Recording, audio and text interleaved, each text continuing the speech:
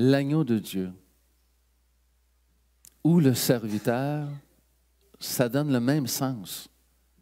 Le serviteur, c'est celui qui se met en marche pour faire la volonté de Dieu. L'agneau de Dieu, nous le reconnaissons, c'est notre foi, c'est celui qui est venu de Dieu pour nous aider à retourner vers Dieu. Il vient de bien plus loin qu'on peut penser, mais il s'est fait tellement proche qu'avec lui, il nous entraîne dans cette nouvelle conscience. Quelle est cette nouvelle conscience que Dieu nous offre à travers l'agneau de Dieu? Quelle est cette nouvelle conscience? Un pas de plus en profondeur. Mais quelle est cette nouvelle conscience? Bien, des hommes, des femmes ont choisi de reconnaître en la personne de Jésus celui qui était attendu par tous ceux qui étaient dans la première alliance. Les premiers témoins de Dieu qui ont formé le peuple de Dieu. Peuple de Dieu témoin pour que tous les peuples puissent comprendre et signifier l'amour de Dieu.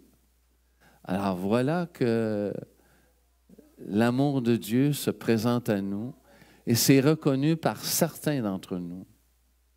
Ce n'est pas reconnu par tous les Juifs.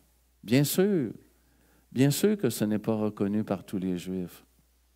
Qu'est-ce qu'il manque pour que ce soit reconnu? Quelle conscience faut-il pour qu'on regarde Jésus comme étant celui qui était attendu de par tous les gens de la première alliance? Qu'est-ce qui manque? Vous savez qu'actuellement, il y a un débat, il y en a toujours eu, mais sur le web, sur Internet. Alors, comment se fait-il que le peuple juif n'accueille pas Jésus comme étant celui qui est le Messie, celui qui est attendu? L'agneau de Dieu, c'est celui qui nous révèle quelque chose de neuf du Père, nous fait entrer dans une conscience nouvelle. L'agneau de Dieu, le serviteur. Le peuple tout entier d'Israël était serviteur. Nous, à notre tour, on est appelés à devenir ce serviteur-là, à l'ensemble de tous nous autres. Le peuple tout entier devient serviteur du Seigneur. C'est nous, ça. C'est notre nouvelle conscience. C'est la conscience qui nous donne de suivre le Christ. Et en suivant le Christ, c'est cette conscience-là qui nous est donnée. D'être serviteur. D'être à notre tour agneau de Dieu. D'être à notre tour agneau de Dieu. L'agneau de Dieu, ce n'est pas celui que le Père envoie pour satisfaire ses besoins et le voir mourir sur une croix. Je l'ai déjà dit souvent, si Dieu était aussi sadique que ça, personne n'entrerait dans cette réalité spirituelle. Dieu n'envoie pas son Fils mourir sur une croix. Dieu n'envoie pas les épreuves pour satisfaire une espèce de, je ne sais pas quoi, vengeance sur une humanité qui se comporte très mal. Alors, la nouvelle conscience que Dieu nous invite à vivre, c'est que l'agneau de Dieu, le serviteur, nous laisse un héritage incroyable, celui qu'à notre tour, nous savons et nous le comprenons de plus en plus vivement, qu'on devient à notre tour le serviteur, l'agneau de Dieu. Reconnaître Dieu avec cette humanité, cette profondeur d'humanité, c'est quelque chose, hein? C'est pas rien. Hein? On s'en rend compte. Reconnaître Dieu comme étant un serviteur souffrant,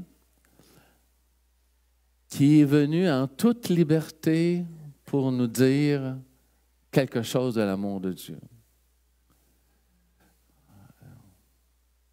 On ne veut pas le mal de personne. On ne veut pas la guerre en Ukraine. On ne veut pas les désordres en Haïti. On ne veut pas des coups de vengeance. Ça ne fait pas partie de notre ADN comme baptisés. Ce qu'on souhaite, c'est que les hommes et les femmes puissent se rendre compte non seulement de l'amour de Dieu, mais qu'il y a un peuple Dieu et qui veut allumer les hommes et les femmes de son temps. Cette conscience que nous avons d'être serviteurs de Dieu, d'être par notre baptême aussi l'agneau de Dieu qui se révèle aux hommes et aux femmes, devrait changer le cœur d'un grand nombre. Devrait changer le cœur d'un grand nombre. C'est ce qui s'est passé. Comme si la promesse faite à Abraham d'être plus nombreux que les grains de sable, plus nombreux que les astres dans le ciel, bien, ça s'est transféré pour l'ensemble de l'humanité. Ce n'est pas juste pour Israël que l'agneau de Dieu s'est manifesté.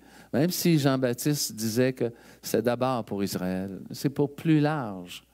On devient le peuple de Dieu parmi les hommes et les femmes de notre temps pour leur dire quoi? Pour leur dire que quelque chose a changé dans cette humanité-là. Ça prend toute une conscience à renouveler pour croire et pour professer cette foi-là. La splendeur de Dieu sera manifestée dans son peuple. La splendeur de Dieu sera manifestée au temps de Jésus, mais elle sera manifestée encore aujourd'hui dans son peuple. C'est nous, ça, son peuple. Hein? La mission qui nous est confiée, puisque c'est là la splendeur de Dieu, c'est dans notre mission qu'elle va se révéler. Quelle est la mission du peuple de Dieu? Si on s'en tient au texte qu'on vient de lire, c'est de ramener les dispersés, de rassembler le peuple dans l'unité, bien sûr. Ramener et rassembler. Alors, ça, c'est les pas que le Seigneur nous invite à vivre comme peuple de Dieu. Alors, je m'en vais vers mon frère et sœur et je souhaite le ramener vers Dieu, vers cette conscience qui illumine, qui est pleine de splendeur, vers cette conscience nouvelle-là. Ramener et rassembler, c'est ce que nous dit le texte d'Isaïe. Alors, voyez-vous tout le défi qui est devant nous, hein? Ramener et rassembler. Quel beau défi! Mais c'est un défi à notre hauteur, grâce à l'Esprit Saint qui est en nous. C'est un défi à notre hauteur. Si c'était un défi qui était trop grand pour nous, Dieu ne nous l'aurait pas confié. Mais il nous le confie comme peuple de Dieu. Ramener des frères, rassembler des frères et sœurs. Si je fais cela, ramener et rassembler, c'est que la force de Dieu est en moi. Même si parfois je chancelle, même si parfois la communauté chancelle, on a toujours la même mission. La même mission, c'est ramener et rassembler. Et si on veut ramener des frères et sœurs, il faut que notre sensibilité à la misère du monde, à la difficulté du monde, soit présente en nous. Si je suis que dans mon camp à moi, j'y arriverai pas. Donc, on a besoin de discernement. On a besoin de l'attention des uns et des autres pour savoir comment on va avancer. Vers quoi on va avancer? Bon, un idéal, il est là, mais comment on va le réaliser, cet idéal-là? Et si on a une mission, si le peuple de Dieu a une mission, et là, ça demande beaucoup de sensibilité, hein? C'est pour le salut des hommes et des femmes. C'est pour une meilleure compréhension de leur vie et de savoir que le péché, tous les péchés sont pardonnés. Dieu pardonne toute faute. Dieu est capable de ce geste-là. Parfois, on pardonne, mais on a de la difficulté à se pardonner soi-même. Et si Dieu nous pardonne, bien, plaçons-nous pas au-dessus de Dieu pour dire « Ah, ben, je ne suis pas sûr que je suis pardonnable. » Oui, Dieu nous m'a pardonné, donc je suis pardonnable. Je suis quelqu'un de sa famille. Je suis quelqu'un qui est franchement pardonnable.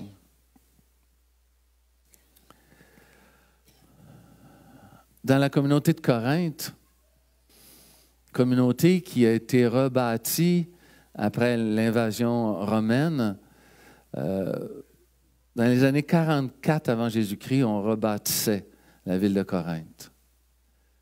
À l'arrivée de Paul, peut-être 50 ans après Jésus-Christ, presque 90 ans, la communauté comptait 500 000 habitants environ, c'est ce qu'on dit, à Corinthe. Une des très grandes villes après Rome. Une ville qui est un port de mer, avec tout ce qu'on peut considérer dans un port de mer. Commerce, hommes et femmes d'affaires, prostitution, matelot, etc., etc. Une ville où c'était comme Las Vegas du temps, quasiment, on pourrait dire ça. Hein? Ça ne dormait pas jour et nuit, là. C'était toujours éveillé. Alors, Paul va arriver dans cette communauté et va insuffler, avec l'aide de l'Esprit Saint, quelque chose qui nous rappelle l'agneau de Dieu, qui nous rappelle ses serviteurs, ces sacrifices qu'ils ont faits et qu'ils font pour que l'ensemble d'une ville soit contaminé par l'amour de Dieu. Ville, bien sûr, très cosmopolite, qui a permis à la foi chrétienne de s'étaler un peu plus, de se partager à l'extérieur de la ville de Corinthe à cause des mouvements de va-et-vient des personnes qui pouvaient habiter la ville ou qui venaient dans la ville et repartaient. Alors, l'influence d'une petite communauté chrétienne a changé beaucoup de choses. Beaucoup, beaucoup de choses. L'influence d'une petite communauté chrétienne comme la nôtre peut changer vraiment beaucoup de choses. Et ça, il faut l'espérer profondément. Il faut y croire. Il faut y croire. Il faut y croire. Ça va tellement loin que le peuple de Dieu est appelé un peuple saint. Hein, je crois à l'Église une sainte catholique. Alors, sainte, le peuple est saint parce que Dieu veut un peuple, pas parce que éthiquement on serait rendu au sommet de notre réalité, mais parce que Dieu nous a choisis. Dieu nous veut. On peut facilement dire ça, Dieu nous veut. Dieu nous veut pas juste pour notre bien-être, mais nous veut comme témoin de quelque chose qui s'en vient. On prépare sa venue comme Jean-Baptiste le fait. Et on reconnaît en lui l'agneau de Dieu. On reconnaît celui qui a reçu l'Esprit Saint. Celui sur lequel l'Esprit Saint est demeuré. Pas juste reçu, mais demeuré. Frères et sœurs, sur vous aussi, l'Esprit Saint demeure. Sur vous aussi, cette connaissance de Dieu en Jésus-Christ vous a été donnée, nous a été donnée. Que dire de plus? Vous avez reçu le don de la foi. La foi, c'est un don, vous l'avez reçu. Maintenant, comment on va manifester ensemble, comme peuple de Dieu, ce don-là? Je pense qu'il y a eu une époque, en Église, on était tellement nombreux, que le fait de participer aux célébrations eucharistiques, ça satisfaisait en quelque sorte les dirigeants des communautés chrétiennes. Aujourd'hui, on est en train de se dire qu'on n'est pas juste un peuple qui participe aux célébrations, aux offices, mais on est un peuple qui est tout centré sur l'appel qui nous a été donné, la mission qui est la nôtre. Rassembler le peuple de Dieu, ramener les enfants de Dieu. belle mission, grande mission, qu'on peut vivre qu'avec l'aide de l'Esprit Saint. Que l'Esprit Saint vienne sur nous comme sur Jésus, mais qu'il demeure. Et pour qu'il demeure, bien là, nous avons, nous, les pas à faire. Quels sont les pas que chacun d'entre nous a à faire? Bien, ne les minimisons pas, mais surtout, centrons-les, ces pas-là, sur la mission. Centrons-les sur la mission. Aujourd'hui, il ne suffit plus de venir célébrer. Aujourd'hui, il faut aussi s'engager dans sa communauté. Il faut aussi être témoin de ce qui se vit dans sa communauté. Il faut aussi se laisser interpeller par ce qui va se vivre dans la communauté. Alors, Seigneur, en terminant, je sais que tous n'ont pas reconnu que tu étais l'agneau de Dieu. Je sais très bien que nous avons reçu le don de la foi, nous l'avons reconnu. Tu t'es fait baptiser, Seigneur, tu n'en avais pas besoin, mais parce que tu as porté le péché de l'humanité tout entière, tu as voulu que ce signe se fasse sur ta vie, que tu sois toi aussi baptisé dans l'eau du Jourdain. Tu as reçu l'Esprit Saint comme nous l'avons reçu comme Église. Alors notre vie demeure entre tes mains. Pourquoi pas, Seigneur? Malgré nos faiblesses, malgré nos difficultés, tu es toujours là. Tu nous redis, je t'ai confié une mission, peuple de Dieu. Poursuis la route, reste fidèle. Et si tu tombes, je te donne toujours la main pour te relever, car tu n'es jamais loin de mon cœur. Nous te rendons grâce, Seigneur, notre Dieu, car tu sais mieux que tout nous comprendre, nous relever, nous tendre la main.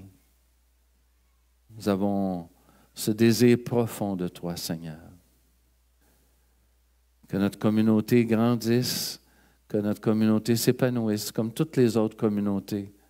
Nous te le demandons, toi qui vis pour les siècles des siècles. Amen.